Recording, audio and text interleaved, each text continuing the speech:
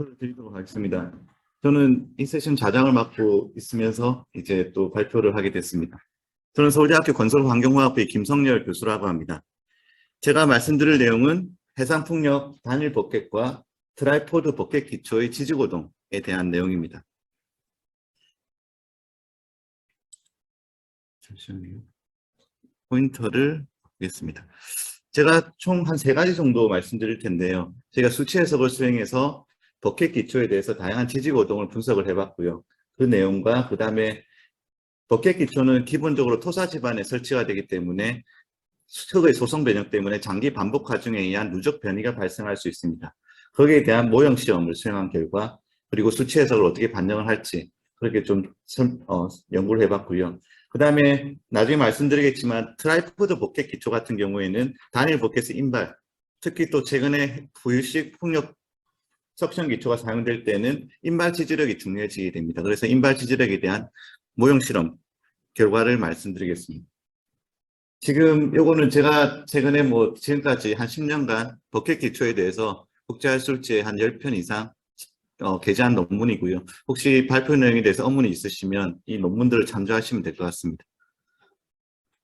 첫 번째는 제가 3차원 유한요소 해석을 수행해서 버켓 기초의 지지고동을 한번 분석을 해봤습니다.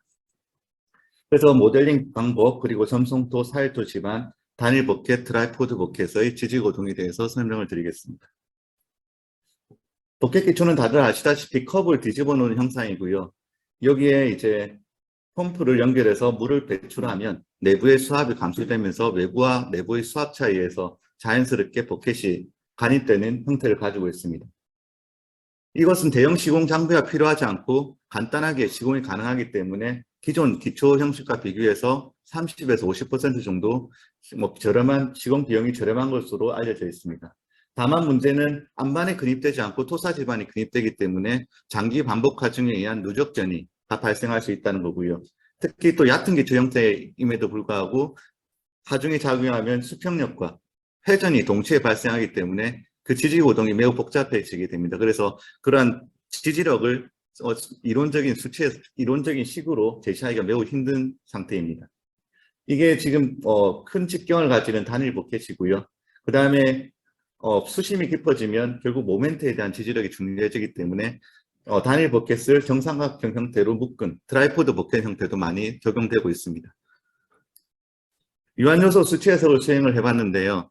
지금 아바쿠스를 이용한 3차원 수치 해석을 수행해서 다음과 같은 이 단일 버켓 그리고 이게 3차원 해석이라서 해석 시간을 단축시키기 위해서 대칭 조건으로 반단면만을 이렇게 모델링 했고요. 그 다음에 이렇게 트라이포드 버켓을 모델링 하였습니다. 트라이포드 버켓도 이렇게 정삼각형 형태를 반단면을 모델링한 후에 지금 보시면 정삼각형의 중심에서부터 버켓의 중심까지 거리를 S로 정의하고 그 간격에 따른 또 영향을 고려해 봤습니다. 흙의 이제 구성 모델이 중요한데 기본적으로 이제 저는 지지고동을 평가하기 위해서 모어 콜럼 모델을 적용을 했고요. 다만 이제 흙의 비선형성을 고려하기 위해서 점성토 지방 같은 경우는 지표면부터 깊이에 따라서 비벼 전당 강도의 증가 그리고 탄성 계수의 변화값도 다 고려를 하였습니다. 그리고 사질토 지방 같은 경우도 그 네오마찰과 팽창각 그리고 탄성 계수를 구속압에 비례해서 각 요소마다 다 증가시키는 방법으로 다 고려를 하였습니다. 수치 해석 절차는 보시면 처음에 이제 버켓이 없는 상태의 지주 응력을 구현을 하고요. 그 다음에 버켓을 이렇게 설치를 한 다음에 버켓의 하중을 제한을 해서 하중 변이고동을 얻게 되는데 이때 이제 하중을 제한하는 방법이 응력을 제한하는 방법도 있고 변이를 제한하는 방법도 있습니다. 저는 이 레퍼런스 포인트라는 포인트에서 수평 변이, 연직 변이, 그리고 회전 변이, 변이를 증가시키는 방법으로 하중을 제한을 했고요. 다음에 보시면 이 프로브 방법이라고 있는데 이게 복합 하중에 대한 항목면을 구할 때 사용을 하였습니다. 보시면 이게 수평 하중, 모멘트 하중인데 수평 하중과 수평 변이와 회전 변이의 비증분비를 일정하게 쭉 가하게 되면 지금 항목에 도달하게 되면 더 이상 응력이 증가되지 않고 수렴을 하게 됩니다. 이런 것들을 전부 쭉 항목점들을 다 잊게 되면 복합 하중에 대한 항목면을 얻을 수 있게 됩니다. 이 수치 모델을 할 때 중요한 것은 이제 검증인데요. 기존의 현장 시험 또는 원심 모형 실험들과 비교를 해서 그 적용성을 검증을 해야 됩니다. 그래서 그 조건에 대해서 저희가 뭐 사질도 단일 버켓에 대한 수평 하중, 그 다음에 모멘트 하중, 그 다음에 이거는 카이스트에서 시험한 트라이포드 버켓 원심 모형 실험인데 여기에 대한 또 하중 변이 곡선을 저희 수치 해석 결과 거의 유사한 결과를 얻는 것으로부터 수치 해석 모델링의 적용성을 검증을 하였습니다. 자, 단일 버켓과 이제 트라이포드 버켓에 대해서 수치 해석 결과로부터 지지 고동을 비교해 보면 다음과 같습니다. 보시면 이게 단일 버켓인데요. 그 근입 깊이가 이제 지표면에 있는 경우 직경에 대한 근입 길이 L이 점점 0.25, 0.75, 1.0으로 증가됨에 따라서 보시면 수평 하중을 제하했을 때 처음에는 슬라이딩의 고동을 보이지만 점차 근입 깊이가 깊어지면 수평 변이와 함께 다음과 같은 회전 변이가 회전이 복합해서 나타나는 복잡한 거동을 보이게 됩니다. 근데 이제 트라이포드 버켓 같은 경우는 보시면 이렇게 정삼각형 형태로 트라이포드가 배치되어 있을 때 가장 위험한 형태가 뭐냐면 수평 하중이나 모멘트가 작용했을 때 지금 이 두 개의 버켓이 회전축으로 해서 하나의 반대쪽 버켓이 뽑히는 인발 고동이 가장 위험한 형태가 됩니다. 그래서 이게 회전이 발생하면 요거를 회전축으로 해서 이렇게 뽑히는 이러한 거동을 나타내게 되고요. 이게 설계를 어떻게 보면 지배하는 영향 요소가 됩니다. 그리고 저희가 연직 하중을 제하를 해보면 이 버켓하고 버켓 내부의 흙이 지금 보면 변이 컨투어에서 거의 일체화돼서 거의 같은 거동을 하고 있고요. 그러면 저희가 만약에 예를 들어 연직 변이에 대한 지지력을 구한다라고 하면 이 버켓 내 하부에 이 흙 면적을 전체를 다 고려해서 지지력을 산정을 해도 될 정도로 거의 같은 거동을 보이고 있습니다. 여기에 대한 지지력을 산정하기 위해서 첫 번째 점성도에 대해서 저희가 지지력을 평가를 해봤는데요. 보시면 연직, 수평, 모멘트에 한 지지력을 그 단면적과 비벼 전당 강도 값으로 나눠서 정규화시켜서 그것을 NCV, NCH, NCM으로 정의를 하였습니다. 이러한 값들은 지금 근입 깊이, 그리고 아까 말씀드린 흙의 비선형성, 그리고 기초 아래의 특정 깊이에서의 비벼 전당 강도 값의 함수로서 다 수식을 제한을 했고요. 그 경량을 보시면 지지력 개수는 그 LDB가 증가할수록 그리고 흙의 비서형성이 증가할수록 감소할수록 증가되는 그러한 지지력 개수가 증가되는 거동을 보여주고 있습니다. 특히 이제 복합 하중에 대한 지지 거동을 보시면 다음과 같이 아까 프로브 방법으로 항목면을 구해보았습니다. 근데 이것은 지금 연직 하중 그리고 수평 그리고 연직 하중 모멘트 그리고 수평 모멘트에 대한 항복 곡선을 보여주고 있습니다. 보시면 이제 이것은 이제 대칭 형상을 좌우로 보여주지만 특히 주의해야 될 게 수평 하중에 대한 모멘트에 대한 항복 곡선입니다. 보시면 이게 비대칭 형상을 보이고 있는데 이를 이제 전체 지지력으로 나눠서 이게 정규화된 곡선을 보시겠습니다. 보시면 이게 수평 하중하고 모멘트가 서로 동일한 방향으로 작용할 때가 가장 위험하고요. 서로 수평 하중과 모멘트가 반대 방향으로 작용하면 그에 따라서 이 항목면이 이렇게 증가되는 비대칭적인 형상을 보여주게 됩니다. 그래서 가장 위험한 형태는 수평과 모멘트가 동일한 방향으로 작용해서 여기에 대한 감소된 항목면을 적용하는 것이 이제 필요하고요. 그 다음에 이게 3차원적으로 이제 모멘트, 그 다음에 수평, 연직 하중에 대해서 항목면을 그린 형상입니다. 보시면 연직 하중이 항복 연직 하중 지지력의 한 25%, 50%까지는 항목면의 크기가 거의 동일하고요. 연직 하중이 50%를 넘어가는 순간부터 항목면 크기가 급속하게 감소를 하게 됩니다. 다음은 이제 트라이포드 버켓의 지지 고동입니다. 보시면 아까 말씀드린 대로 이제 버켓 간의 이제 간섭이 작용을 해서 지지력이 변화하게 되는데요. 저희는 여기에 대해서 연직, 수평, 모멘트에 대해서 아까 말씀드린 정삼각형 중앙에서부터 버켓까지 거리를 S로 정의하고요. 그 거리가 증가됨에 따라서 버켓 사이 지지력을 측정을 해봤습니다. 그때 정규화된 지지력 개수를 보시면 연직 하중 같은 경우는 버켓 사이 간격이 한 1.5D 정도가 되면 거의 이제 간섭이 없어지고요. 그래서 단일 버켓의 지지력과 거의 유사해지는 형태를 보이게 됩니다. 수평 하중 같은 경우는 기초의 폭 S가 2D 이상으로 커지면 지금 보시면 점점 지지력이 증가돼가 일정해지는 경향을 보이게 되고요. 다만 여기서 모멘트 지지력을 보시면 아까 말씀드린 대로 S가 증가할수록, 즉 버켓 사이 간격이 증가할수록 선형적으로 모멘트에 대한 지지력이 증가를 하게 됩니다. 그것은 말씀드린 대로 아까 모멘트 하중이 작용하면 두 개의 버켓이 하나의 회전축이 되고요. 나머지 하나가 회전되는 경향을 보이면서, 즉 거리가 커질수록 모멘트, 암이 길이가 길어지면서 이제 증가되는. 그래서 모멘트 지지력 산정식이 다음과 같이 간단하게 산정할 수 있습니다. 보시면 한 개 모멘트의 인발 지지력, 한 개 버켓의 인발 지지력에다가 이 거리가 1.5S인데 이걸 길이를 곱하면 모멘트에 대한 트라이포드 버켓의 지지력이 간단하게 산정이 됩니다. 즉 이 말은 이 한 개 트라이포드 버켓 중에 이 한 개 버켓의 인발 지지력이 이 지지력을 좌우하는 큰 요소가 된다는 것을 알 수 있습니다. 여기 트라이포드 버켓에 대해서도 저희가 좀 항목면을 구해봤는데요. 아까 말씀드린 대로 연직 지지력에 비해서는 수평 모멘트 지지력이 설계를 좌우를 하게 됩니다. 그래서 여기 보시면 그리고 이제 SD 거리가 증가될수록 이 모멘트 지지력이 비례해서 증가를 하고요. 그 다음에 수평 지지력 같은 경우는 지금 SD가 한 1.5에서 2 정도에서 일정해져서 이렇게 보이게 됩니다. 그래서 이걸 정교화시키면 다음과 같은 항목면이 얻어지고요.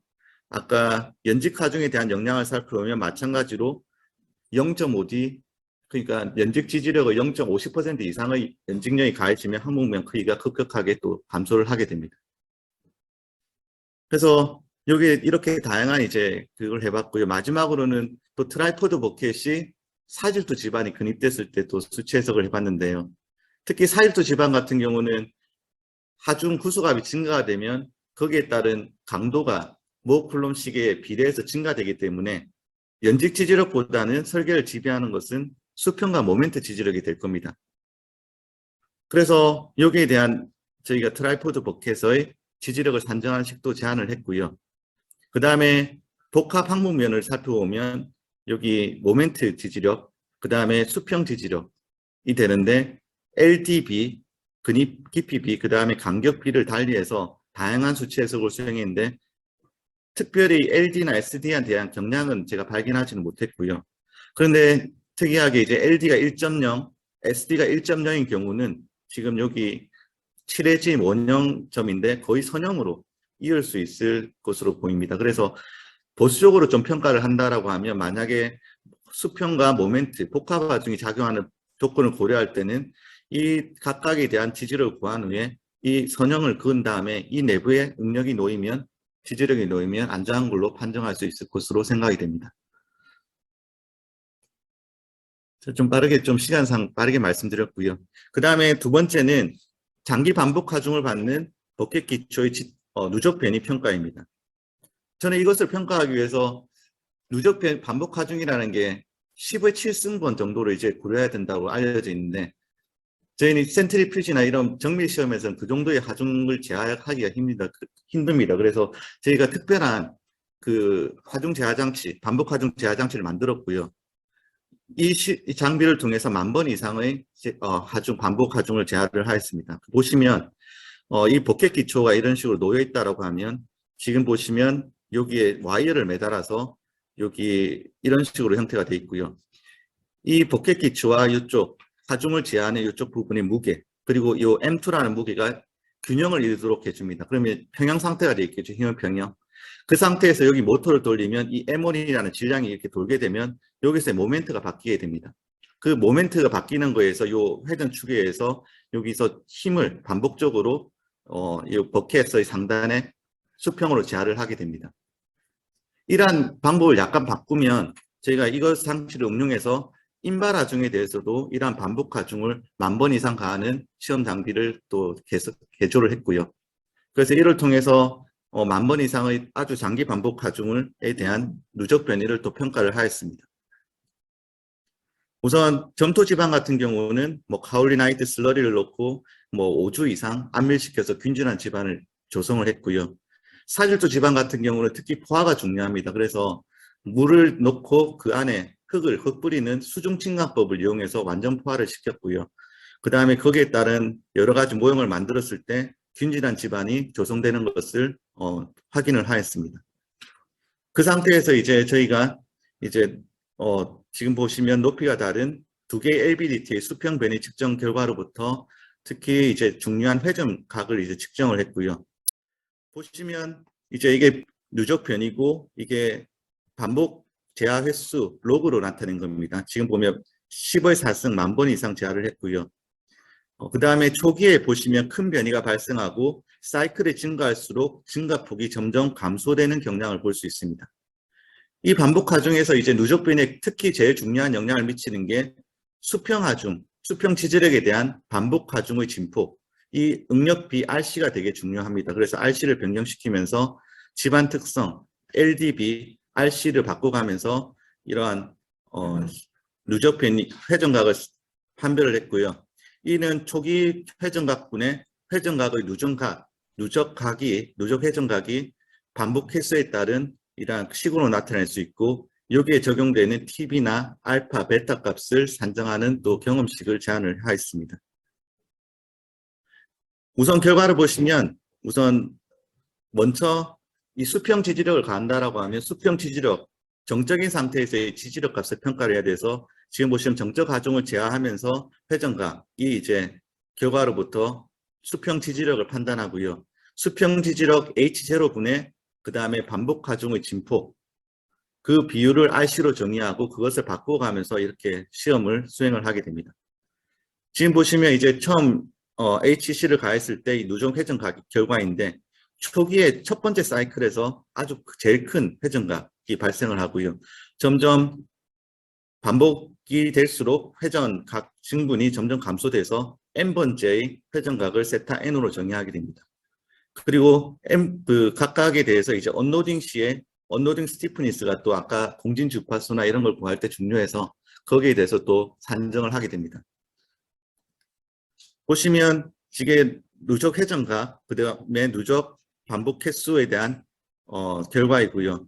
보시면 RCB에 따라서 이렇게 큰 결과 차이를 보여주게 되고 이를 만약에 정교화시키게 되면 이런 식의 경향이 얻어집니다. 보시면 반복 횟수가 늘어날수록 처음에는 좀 큰 증분을 보이다가 나중에 1000번, 10,000번 지나가면 이렇게 좀 수렴되는 경향을 보여주고요. 저희는 이제 아주 큰 반복 재화 해소에서 각을 구하는 게 필요하기 때문에 후반부의 곡선에 대한 이러한 점선을 구해서 여기에 대한 식을 제시를 하고 거기에 대한 입력 변수 값들을 LDB나 RCB에 따라서 제한을 하였습니다. 그 다음에 언로딩 스티프니스 같은 경우도 뭐 초반에는 좀 크게 좀 변형을 하지만 하중 재화 횟수가 증가될수록 좀 더 증가되는 그리고 그래서 회전각이 점점 작아지는 그러한 수렴되는 거동을 나타내고 있습니다. 여기에 대해서도 저희가 조그마한 모형 실험이지만 RC나 LDB 그 다음에 흙의 종류에 따라서 이걸 산정할 수 있는 경험칙도 제안을 한 바 있습니다. 근데 이러한 이제 모형 시험을 통해서 얻어진 결과를 어떻게 보면 수치 해석에 어떻게 반영할 것인가를 생각해 봤을 때 에크머스가 제안한 모델이 있습니다. 이것은 뭐냐면 에크머스가 지금 뭐 어떤 이게 축차항력이고요. 그 다음에 X축이 변형률입니다. 첫 번째 하중을 제하했을 때 이제 변형률이 이렇게 증가됐다라고 하면 이게 이 원점과 이 피크점을 잇는 첫 번째 사이클에서의 탄성 개수를 ES1 그 다음에 이게 점점 누적돼서 n번째 사이클에서의 피크와 원점을 잇는 것을 ESN 할선 탄성 개수로 정리를 하게 됩니다. 즉 우리는 n번째 재하 시에 이 할선 탄성 개수값만 얻으면 바로 원점과 요 피크점을 이어서 여기서 발생한 변형률을 산정을 할 수 있게 됩니다. 즉 첫 번째 탄성계수와 n번째 탄성계수의 비는 이 식에서 보시다시피 반복 횟수 그리고 응력비 아까 RC와 같은 응력비의 함수로서 나타낼 수 있고요. 그렇게 했을 때 우리가 수치 해석에서 만약에 한다고 했을 때 첫 번째 정적인 상태에서의 응력 조건 그 다음에 하중을 제하했을 때 응력 증분 그거의 비를 X로 나타내고요. 그 X에 따른 크기에 따라서 이 식을 이용하면 탄성 계수가 얼마나 저감됐는지를 판정할 수가 있습니다. 그래서 수치 해석에서 이 방법을 이제 저희 버켓에 적용해서 한번 수치 해석을 해봤는데요. 처음에는 버켓을 놓고 정적인 응력 조건에서의 응력, 그 다음에 한번 하중을 제하했을 때 각 요소에 발생하는 응력 조건, 그 비를 이용해서 아까 그 수식으로부터 각 요소의 감소된 탄성계수 값을 구하게 되고요. 그 값을 이제 넣어주고 하중을 한번 가하게 되면 누적 n번째 반복 하중 시의 누적 변이를 산정할 수 있습니다. 보시면 이게 실제 결과인데 이제 처음에 버켓이 설치됐을 때 초기 영역 조건을 X0, 그 다음에 첫 번째 하중을 제하했을 때 각 요소별로 전부 응력 성분이 틀려지게 됩니다. 그때의 영역을 X1, 그러면 요 X1과 X0의 비로부터 응력비 XC를 정리할 수 있게 되고요. 아까 요 식으로부터 첫 번째의 탄성계수 그리고 n번째 제하시의 탄성계수를 반복 횟수 그리고 x의 함수로서 정의를 한 걸 위해서 이 식으로부터 계산된 ESN, n번째 제하시의 할선 탄성계수 값을 여기에 입력을 해주게 됩니다. 그 상태에서 다시 수평하중을 한번 제하하면 n번째 제하시의 누적 변이를 간단하게 산정을 할 수 있습니다. 그래서 이것은 예를 들어서 뭐 윈드터빈 3메가와트, 5메가와트, 7메가와트의 하중 제하 횟수별로 누적 회전과 곡선을 산정해 본 결과입니다. 그래서 근데 이제 이걸 하기 위해서는 그 흙이 n번째 제하 시의 탄성 계수가 어떻게 저감되는지를 실험적으로 판단을 해야 됩니다. 그래서 저희가 주문진 표준사에 대해서 반복 삼축 시험을 수행해서 상대 밀도, 후수값 등을 변화시키면서 1000번의 반복 제하를 했고요.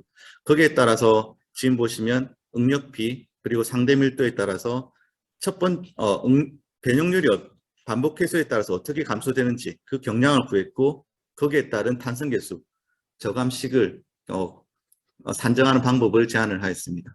그래서 말씀드리면 만약에 어떤 누적 변이를 산정하고 싶다라고 하면 다음과 같은 반복 삼축 시험을 수행을 해서 탄성 계수가 반복 횟수에 따라서 어떻게 저감되는지 판정한 다음에 아까 에크머스의 수식 등을 이용해서 수치 해석을 수행하면 n번째 제하 시의 누적 변이를 간단하게 산정을 할 수 있습니다. 다음은 이제 마지막으로 이제 사율도 집안의 버켓의 인발 지지력인데요. 인발 하중에 대한 버켓 기초의 지지고동을 모형시험으로 평가를 해봤습니다. 이건 최근에 이제 연구를 하고 있는 거고요. 이 연구를 수행하게 된 배경은 아까 말씀드린 대로 트라이포드 버켓 같은 경우는 한 개의 버켓의 인발 지지력이 전체 시스템의 지지력을 지배하기 때문에 인발 지지력을 좀 정밀하게 판단하려고 했고요. 그 다음에 석션 버켓 기초가 어떤 부유식 기초로서 적용될 때는 인발 지지력이 또 중요해지기 때문에 여기에 대한 연구를 수행하게 되었습니다. 보시면 석션 기초 같은 경우는 석션을 기본적으로 이용을 하게 됩니다. 그래서 내부의 석션압이 가장 중요한 요소가 되는데 보시면 지금 제가 인발 속도를 달리해 가면서 속도가 아주 느리게 뽑아냈을 때 그 다음에 중간 정도 아주 빠른 속도로 제하를 했을 때 보시면 내부에 이게 투명 버켓이고요. 내부의 흙이 전혀 올라오지 않죠. 배수 조건이 되죠. 하지만 약간 속도를 빨리 해주면 내부의 흙이 이 정도 따라오고요. 그 다음 아주 비배의 상태가 되면 내부에 빈 공간이 없이 완전히 흙이 같이 딸려 올라옵니다. 이 상태를 배수 조건, 그 다음 비배수 조건, 배수 조건, 부분 배수 조건, 비배수 조건으로 세 가지로 정의를 할 수가 있습니다.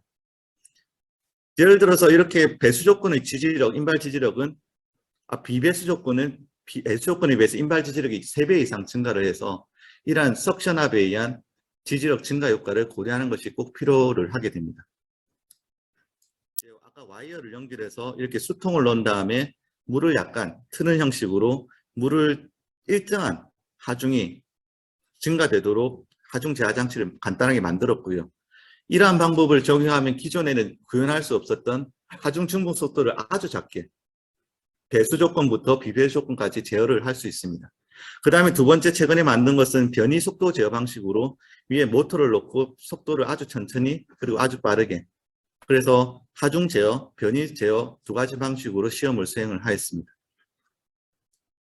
지금 보시면 인발 하중 그리고 이제 인발 변이에 대한 지지력 결과입니다. 하중 증폭 속도 아주 작을 때는 보시면 거의 배수 조건, 지지력을 보이고요. 하중 속도를 약간씩 증가되면 인발에 대한 지지력이 확 증가를 하게 됩니다. 그 원인은 뭐냐면 석션 버켓 내부에 설치한 강극수압계로부터 석션압을 계측을 했는데 변이 속도가 작을 때는 석션압이 거의 없고 속도가 약간씩 증가되면 그에 비례해서 석션압이 증가를 합니다. 그러면 이 석션압 증가에 의한 지지력, 인발 지지력 증분을 석션 폴스로 환산하고 이것을 이 지지력 값에서 빼주면 다음과 같이 됩니다. 보시면 인발 지지력의 증가된 원인이 대부분 이 석션압의 증가에 의해서 발현된 것을 알 수 있습니다. 그래서 여기에 대해서 인발 지지력을 산정하는 공식을 제가 개발을 했고요. 배수 조건 같은 경우는 간단합니다. 그래서 내부와 외부의 마찰력, 그 다음에 버켓 자체의 무게가 배수 조건에서의 인발 지지력이 될 거고요. 비배수 조건 같은 경우에는 그 고등이 아주 복잡해지는데 왜냐하면 빠르게 당기게 되면 버켓 내부에 석션압이 발생을 하게 되고요. 이게 수두차를 유발해서 버켓 바깥에서부터 안쪽으로 물의 흐름이 발생을 하게 됩니다. 그러면 여기서는 하향의 물의 흐름이 발생하면 여기에 인접한 흙에서는 유용력이 증가되고요. 이 내부의 흙은 또 버켓과 같이 움직이게 돼서 그 고동이 아주 복잡해지게 됩니다.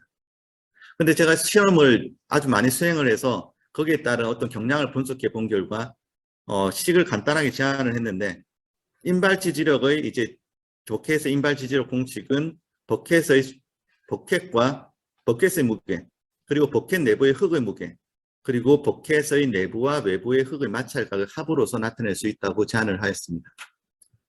그래서 이 식으로 이제 실험에서 얻어진 값을 분석한 결과 거의 유사한 값을 얻을 수 있어서 비배수 조건에서의 지지력은 이렇게 산정을 할 수 있습니다. 다만 문제는 저희가 일반적인 하중 조건에서 이 버켓이 과연 배수 조건에 해당하는지 비배수 조건에 해당하는지 그 사이에 해당하는지 거기에 대한 판단을 하는 것이 필요합니다. 그래서 최근에 연구를 한 것은 인발 속도, 인발 변이를 제하하면서 지금 보시면 내부의 힙잉량으로부터 이 변이에 대한 관계를 산정을 하고요. 보시면 인발 속도가 2.5mm/s, 버켓의 길이가 150mm입니다. 근데 약간만 증가를 하면 버켓 내부의 힙잉량이 지금 보시면 거의 뽑히는 양과 동일해서 비배수 상태가 됨을 알 수 있습니다. 이를 판단하기 위해서 버켓의 인발 속도를 VP라고 정의하고요. 버켓 내부로 물이 들어가는 침투 속도를 VW라고 정의할 때 이 두 개의 B, VP와 VWB를 배수 팩터 FD로 정의하고요. 이 FD보다 크면은 배수, 비배수 상태, 이것보다 작으면 부분 배수 상태 이 되는 것을 알 수 있었습니다. 근데 이것을 보시면 약간 이게 이제 하중 속도 제어로서부터 이제 시간에 따른 인발 하중을 나타낸 건데 보시면 파괴 전까지는 거의 변이가 발생하지 않고 파괴에 인접해서 갑작스럽게 뽑히는 이러한 인발 거동을 나타내게 되고요. 그리고 변이 제어로 봤을 때 0.1mm/s, 150mm에 0.1mm 아마 0.006 정도 될 텐데 B가 아주 작은 변이 속도에서도 그 버켓이 부분 배수 조건을 보이면서 내부에 석션압이 발생하고 지지력이 증가되는 고동을 관찰하였습니다. 그래서 이런 지금 연구 중이긴 하지만 향후에 이런 걸 설계할 때도 좀 이러한 배수 조건을 고려해서 지지력을 산정하는 것이 필요한 것으로 판단됩니다. 제가 좀 시간을 맞추려고 좀 빨리 했는데 빨리 한 건 아닌 것 같네요. 시간을 보니까. 네. 이렇게 연구를 했고요. 제가 아까 뭐 연구한 분야는 좀 생각을 하시기에 좀 그런 것 같습니다. 연구자의 입장에서는 어떻게 보면 연구적인 측면에서 많이 연구를 했고요. 아까 박진우 박사님 말씀하신 좀 실무적인 입장에서 또 요구하는 바가 있을 텐데 그 두 개를 좀 접목해서 거기에 실무에 직접 적용할 수 있는 그런 결과를 산출하는 것이 필요할 것 같고요. 향후에 좀 더 이러한 자리를 마련해서 서로 간의 이제 토론을 통해서 저희가 연구하는 결과들이 실제 해상풍력 기초, 해상 기초에 이제 적용할 수 있는 실무적인 결과가 될 수 있도록 연구하는 것이 필요할 것으로 판단됩니다. 네, 이상으로 발표를 마치겠습니다. 혹시 뭐 질문 있으신가요? 네. 네. 제가 좀 많은 내용을 빨리 하다 보니까 좀 빨리 한 것 같습니다.